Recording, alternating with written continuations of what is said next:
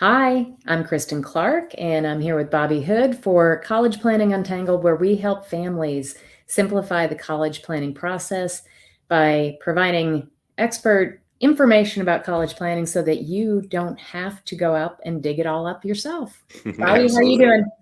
I'm just great. Yeah, excited to get back to talking about, like the school year that's about to start. I know everybody's got lots of things in mind. A lot of my seniors are working on college essays right now, so it's time to think about these things. Yes. And what we're going to focus on today is our seniors that are getting ready for their last year of high school and hopefully thinking about the future at this point and starting to make some decisions. So, this is a kind of a heavy load of stuff that they have to be thinking about for college planning. One of the more, I guess, active kind of times that you've got to think about planning for college. So we wanted to let all the things that a college or a rising senior is going to have to think about this fall to get prepared for college. Absolutely. And some of it is just kind of wrapping up, the stuff you've worked on over the summer, right? I know like summer is college tour time. Now it's possible to do that again, which it wasn't a couple of years ago, right? And Yeah, so if you've gone and done college visits, that's great. If not, you might still have a couple of places that you need to go visit. If you can, that's a great time to do it as the summer winds down and as right. this fall begins.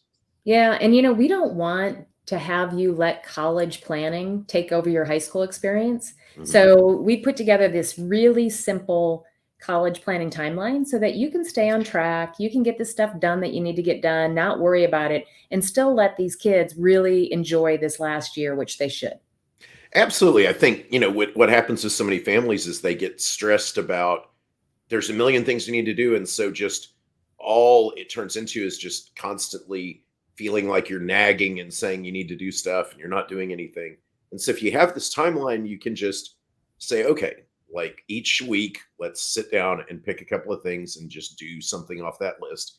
And you know what needs to be done. And so you can set intentional days to talk about it. Right. Yeah, and one thing that we've talked about, Bobby, too, is guys, do not be talking about this 24/7 Yeah. because your kids are just going to start rolling their eyes and burying their head in the sand and not liking you very much. So, Right. our suggestion is pick one night a week. I always like Sunday dinner because that seems to be a time that everybody can get together. You pick what works for you. It might be in the car driving home from football on, Monday nights, whatever that thing is. Sure. And that's the only time that you talk about college planning unless your kiddo ask you to help them throughout the week. Then you can talk about college all the time. But for you personally, leave it to one night a week and let them know that that's the plan so that it does not take over your life. Okay. Because it can. And I got to tell you, I've talked to a lot of kids, all my clients, and they all say the same thing. And they're like, oh my gosh, I'm so tired of talking about this. Mhm. Right. So For let's help sure. them out. All right. So let's jump in. So we've got number one, continue your college campus tours, Yep. right? You got to get those tours in. I can't tell you how important it was, Bobby. When I had kids and we were touring the colleges, you just got a vibe on these Mhm. college tours. Yeah, absolutely. I mean, you don't know where you're going to feel comfortable until you've been there, and you don't know why. And so, just looking at colleges on paper, you're going to end up with a list of 30 places or a list of zero because you have no idea what you actually want. So, you've got to go just walk around, talk to people, right? Uh, just say hi to people, see how they treat you. Yep. And see if it's your people. And it Absolutely. does make a difference. I told my oldest son before he went, I'm like, "You're gonna figure out what feels like home." And he's like, "Ah, whatever, you're an idiot, right?" And then he rolled his eyes and did all that. And it was funny because then he called me up one day and he goes, "Mom, I found my home." No, Yeah. that's so So great. yeah, so the guys just trust us, just go do it and make that happen. Second thing is narrowing down your ideas on a career path. So go ahead, Bobby. Oh, so well, I mean, this is something that that I think is not listed on every college planning list, and it's so important. Uh, Again, if you don't have any idea what sort of career you might want to have, even if you might change it later, then you don't have any way to narrow down colleges other than my friends went there, or I've heard about it on TV or something. I've seen them play football, right? uh, but if you know what kind of career you have, then that immediately gives you lists of places that are really well known and for that career, and that have a good set of professors and good facilities to help you get a job and all that, right? And that's what you help students with. I've had students who've worked with you to figure out what their strengths are, right? And so that's something that really is where a professional can really help you. Yep. And, I just got off the phone with the client, and she is like, Kristen, I A&M, that's where I want to be. And I was like, okay, do they have this type of career path that you're thinking about? Mhm. As far as, are they good at it? And Yeah. what I think some people forget, that if you pick a career path, okay, and Mhm. let's say it's engineering, now you go and you look at the schools that do well in engineering, that have robust programs, because they're going to have more classes that you can get into. They're Mhm. going to have more professors as mentors, because you're going to be able to find, the people that you really enjoy. They're going to help you much more with internships, because they've got relationships with colleges, Mhm. which would help you with jobs at, that first job after college. So it's not just about, you know, let me just pick a college. It's gathering the facts and go, okay, now I really have a reason to really like this college. Is it the one I want? And they're going to have just more resources for you. So it's important. Yeah, and I think that's the thing, is like narrow down your ideas for a career path. Most high school students, there are some who just immediately have known what they want to do forever, but most students, I think, and families might think, well, it's too early. There's no way you would know what your career path might be. But that's just not true, right? If you investigate your strengths and what kinds of work you like doing, like you can figure that out using things like the Clifton Strength, survey that you have students do. And then that gives you ideas of types of careers, and then you can think about things, right? It's really, really helpful. It is. And Bobby, when we talk about a career path, we're talking pretty broad. Yeah. We're not saying that you're going to know that you're going to be a marine biologist focusing on dolphins during the mating season. Right. We're not trying to get that specific. It's really more about, how do we narrow it down so that you have an idea of the type of work that you want to do, right? Absolutely. Yeah. All right. Next, create a calendar with important dates. Mhm. Why is this so important? Man, so in junior year and sophomore year, a lot of the list is just, here are things to talk about, here are some things to research.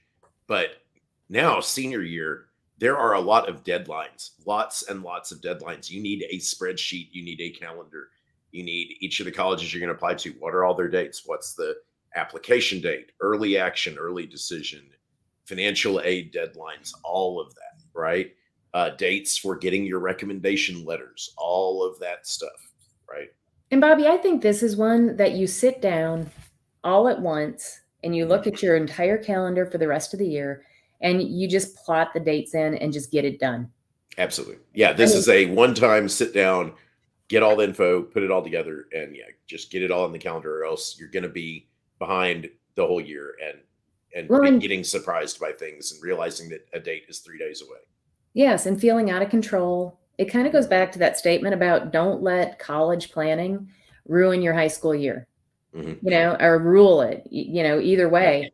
Um, have the facts down, and then all of a sudden you're like, okay, I know what I need to talk about this week. I know what I need to get done. It's as Mhm. simple as that. So Yeah. it's having that sense of control. Yeah. The next one, Absolutely. oh, did you have something else on that Nope. one? You're good? All right. Yep. Consider sending your college application in for early decision. Mhm. You want to talk Absolutely. about that? Yeah. So most colleges will give you the option for early decision or early action, right? And so you've got to go and, do a little researching on this, because it gets very, very confusing, right? Uh, One option is you choose one school and you apply early to that school, and your choice is theoretically binding. If they accept you, you will attend that school. assuming that financial aid and things work out. So it is something you can theoretically back out on, but you're supposed to only back out if a proper financial aid package can't be put together or something like that. The other option is the non-binding type of early action or early application, in which case you can apply to as many different colleges as you want early. And then you are not bound to go to any of them. It's just apply early. And the reason you would do this is almost every college has higher acceptance rates for early action or early decision students than regular. And so if you have a school that you think you're borderline on whether you'd get accepted to, that might be a really good one to apply early to and get in that pool where you'll be considered longer. And there's just higher acceptance rates from that. And it's hard to tell whether the higher acceptance rates is because a higher caliber of student applies during that period, or that you're just more likely to have, the applications they receive then are more likely to fit their criteria. But regardless, it's a higher chance of getting admitted. And so, yeah, pick schools, think about it, decide whether you want to apply to one and make it binding or apply to multiple ones. But as far as I'm concerned, you should apply to every college. Like unless you want to do the binding only one school thing, you should apply early to every single school that allows it non-binding. Okay. And that due date is usually in that October timeframe. Yeah. So, make that happen. Yep. Yes. The next thing that we have on our list is actually narrowing the list of your top college choices. We've talked about that already, but I think, this comes a little bit later in this school year. Obviously, if you wanted to go early decision, you're going to have to do that before October. And, one tip that I heard a long time ago, Bobby, that I think is really, really kind of cool. And that is, don't have one top school. Yeah. Pick 5 top schools. And this really is a little bit more about mentally being excited about the schools that you got into. So if you have one top school and you don't get into it, now all of a sudden you're going, I'm doing my default, right? Yeah, right. So tell your kiddo, pick 5 top schools. And if you get into one of those, let's be excited about it, right? Absolutely. I think that's really, really important because, it's easy to think that, life will be over if I don't get into this college. But, I applied to 6 colleges and I was accepted to 2 of them. And I was very excited to go to the school that I got into, but it was not Harvard, Yale, Stanford, or Princeton, right? And so you've got to manage your expectations and realize that you can get an amazing education at just about anywhere, right? And so it's all about a place where you're going to be happy and where you're going to be successful. And that doesn't necessarily mean that you need to get into the most selective school, right? If you go to a school where your GPA and transcript and SAT or ACT score is like in their bottom half of people accepted, you're probably going to have a hard time getting good grades at that school and being successful, right? So you want to go somewhere where you're going to be competitive and happy and not overly, taxed. And so, I think that's an important thing. It's just absolutely. It's narrow down that list and go ahead. Yeah, no, it's finding your people, the people that are like you. And all right. The next one, take the SAT and ACT tests as needed. Absolutely. Yeah, you can take it multiple times. The only time I guess schools would look at you funny is if you took the SAT or ACT like 8 or 9 times or something, right?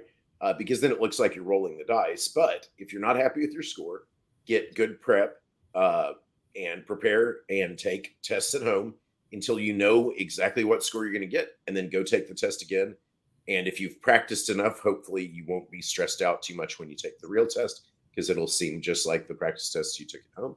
And anyone who would like a practice test to take or would like advice about good prep to use, of course, I love it when students tutor with me, but I can also point you to books that can be helpful that you can purchase, things like that. So you can contact me on my website, send me a contact request, and I'll be happy to help you with any of that. Good. I'm putting that in the chat too. But here's something else that I wanted to bring up when we're talking about SAT and ACT tests. Guys, this goes back to picking a college that supports the goals that you want, as far as a career path and your major. When you know that, now all of a sudden you know what a good score is. A good score is, can I get into the school? Truly, what else are you shooting for besides merit? If you want merit scholarships, that will dictate what a good score is for you. I always love when I talk to parents and they're like, yeah, well, she doesn't have a good score yet. And I'm like, what's a good score? Hmm. Yep. There is no number, right? There Right. are scores that are competitive for scholarships. There are scores that will help you be competitive at getting admitted. That's it. But a good score is a score that represents you and your achievements, and that's all, Well, and right? can get you into the college you And can get you into the college where you'll want to be go happy. to. And I'll tell you, you worked with my oldest son to help him get the extra 2 points he needed to get a full tuition scholarship. Absolutely. And that's part of the thing here when you're saying, okay, take the test as often as needed. Once you've narrowed your list of college choices to 5 or 10 colleges, you can look at a lot of them are going to have predefined scholarships for particular SAT or ACT scores. If you're near that score, go get it. Yeah. And then it's just, they send that in. They say, okay, here's a $65,000 a year scholarship. Great. Yeah. Right. I mean, it's real money, guys. Yeah. For Alabama, when Chris went, it was, I want to say 35,000 a year that we saved That's amazing. by And getting that. yeah. Yeah. And I think that's part of the thing is, I'd say, most, like more than half of my tutoring students are coming in saying, I have this score and this score will give me a defined scholarship or it will get me in-state tuition or whatever it is. As opposed to people just saying, well, we just like to get a better score, right? Like a lot of times it's very easy to know exactly what you're trying to achieve. So Right. It's great. And I think too, kind of like the whole idea of when a student understands what they want to get out of college as far as a career path, same thing for SAT, ACT. If they know they've got a goal, it's not some ambiguous number out there that's just a good number. Now it's real. Right. Now it's like, okay, I know what I'm shooting for. So it's a mental thing and help them out with that. Absolutely, for sure. All right. Now we've got to gather our letters of recommendation for applications. Guys, once you've done that, I know that you should have already asked your teachers if you haven't already, because they have a lot of kids that they're writing letters for. And by the way, it would be really nice if you sent them a nice note or did something nice for them, because that's a lot of work. Yeah, it is. And yeah, this is something that you should ask for the letters of recommendation before the end of junior year, right? Before people get out for the summer. If for some reason you are an incoming senior and you have not asked for letters of recommendations yet, you need to do it immediately, because there's teachers are starting in service and stuff, but they still have at least a couple of weeks or a week before maybe school actually starts. So you need to do that right now. Yeah. And then start gathering them together. Yep. And just make sure you've got them all and everything. Yep. And then we've also got submitting your college application. So for the people that did not do early consideration or early decision, you need to get your college applications in for all of your other colleges that you're interested in. Absolutely. And, you can't really start, using the Common App, which many of the schools use. You really can't start Common App until, July. So it's just right now, you got to start putting all this stuff in there. Right. And it's good to start that in the summer, but you're probably going to keep messing with it. You're going to have to keep writing essays and all that, because lots of colleges are going to require lots of little extra essays, and stuff. So yeah, just got to be working on that and just get working on it. Yeah. Get working on that one for sure. Yep. And then looking into financial aid, this is just a tactical piece that, if there's free money out there, why not go and get your free money? Right. Absolutely. So, we've got a great website. It's called College Aid Pro, collegeaidpro.com. And, it'll help you with different financial aid that you can try to get for school. Absolutely. Yeah. And just looking into financial aid, I mean, go and read things about that. That website's a great place to start. But if you have not thought about it yet, you need to learn and understand what the FAFSA, FAFSA is, and that you're going to probably need to fill that out, and that technically it's your student who fills that out, and and it has a lot of your financial information on it. So suddenly you're going to be revealing things about your financial situation to your kid that you didn't realize that you might would have. And there are even things that you can do kind of in advance that might be good things to do during this calendar year that will help for next calendar year on your FAFSA and things like that. So go and look into that. And absolutely, those are important things, because otherwise you're going to get surprised by it, and that's no fun. No, it's not. And, you know, I talk about the money side of this. Until parents start writing those big checks, it's like Monopoly money. Mhm. And you're like, okay, that's cool. That's going to cost me 125 grand. That's going to cost me 300 grand. And it's like, whatever. You write that first big check, and Bobby, it's like, you know, so guys, take a look at it now. Absolutely. And that's it. It was actually, there's a lot in there, but if you go back to what we talked about and taking this a week at a time, you will be as good as gold. Oh yeah, it's really, it's not that much when you break it down. It only seems like so much if you don't have the list, right? And then you're just like, Yeah. you don't know what all you need to do, and it just seems like an infinite amount of stuff. Yep. So go ahead, download the timeline by texting timeline to 71441, and you'll get this simplified college planning timeline. I think it's the best in the industry, quite honestly, because we've just kept it really basic, but with the important pieces in there. Absolutely. So, all right, Bobby, thanks a lot. Anybody that's listening to this later, please feel free to reach out to Bobby and I. Both of our websites are included at the bottom of the scrolling across the bottom, and they always are. Reach out to us. Bobby is awesome about helping people if they want to do the sample SAT and ACT tests. And of course, if you're interested in understanding your Clifton strengths, I would love to take you through and help you understand those activities that bring you joy so that you can raise your hand and ask for those in your careers. So, Absolutely. all right. That's great. Thanks, All right. Have a Bobby. great week. Bye-bye.